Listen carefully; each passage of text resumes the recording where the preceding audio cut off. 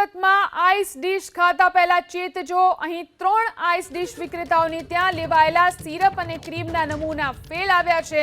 રાજ ice dish, JP ice dish અને રજવાડી મલાઈ ગોળા સામે ફરિયાદ નોંધવાની તજવીજ હાથ ધરાઈ છે।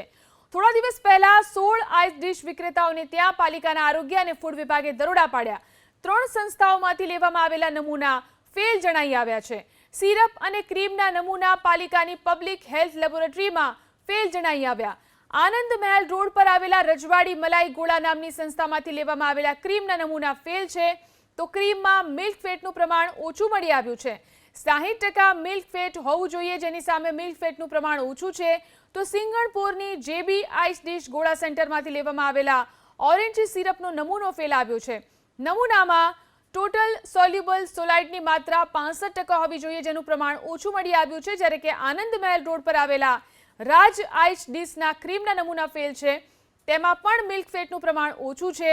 પાલિકાના આરોગ્ય અને ફૂડ વિભાગે 22 લીટર સિરપ અને ક્રીમનો જથ્થો નાશ કર્યો છે। આ વિશે વધુ જાણકારી મેળવી અમારા સંવાદદાતા ધનરાજ આપણી સાથે જોડાયા છે। જી ધનરાજ, શું કાર્યવાહી કરવામાં આવી છે સુરતમાં આરોગ્ય વિભાગ દ્વારા?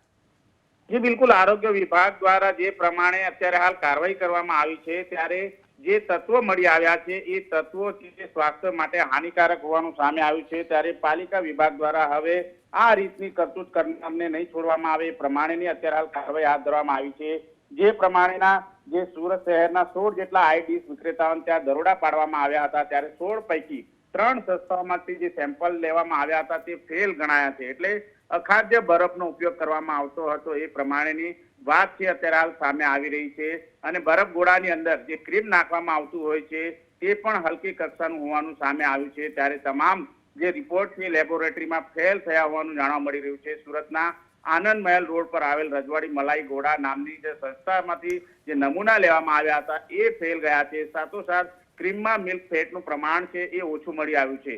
ત્યારે લોકોના સ્વાસ્થ્ય સાથે ચેડા કરતા હોય છે આ પ્રમાણે, અને ત્યારબાદ જે રીતે 14 દિવસ બાદ રિપોર્ટ આવતો હોય છે ત્યાં સુધી લોકો છે એ બરફ ગોળા આરોગી ગયા હોય છે અને બીમારીમાં સપડાઈ પણ જતા હોય છે। જોકે અત્યારે પાલિકા વિભાગ દ્વારા કાર્યવાહી કરવામાં આવી છે અને આ બાબતને લઈને કોર્ટ કેસ પણ કરવામાં આવશે। જી આભાર તમામ જાણકારી આપવા માટે। તો જે રીતે કાર્યવાહી કરવામાં આવી રહી છે આઈસ ડીશ ગોળા ને ત્યાં કાર્યવાહી, જેમાં સિરપ અને ક્રીમના નમૂના ફેલ જણાઈ આવ્યા છે। 3 વિક્રેતા વિરુદ્ધ અહીં કાયદેસરની કાર્યવાહી કરવામાં આવશે। સિરપ અને ક્રીમના નમૂના લેવામાં આવ્યા હતા, જેનો રિપોર્ટ ફેલ જણાઈ આવ્યો છે। 16 વિક્રેતા પૈકી 3ના નમૂના ફેલ આવ્યા છે।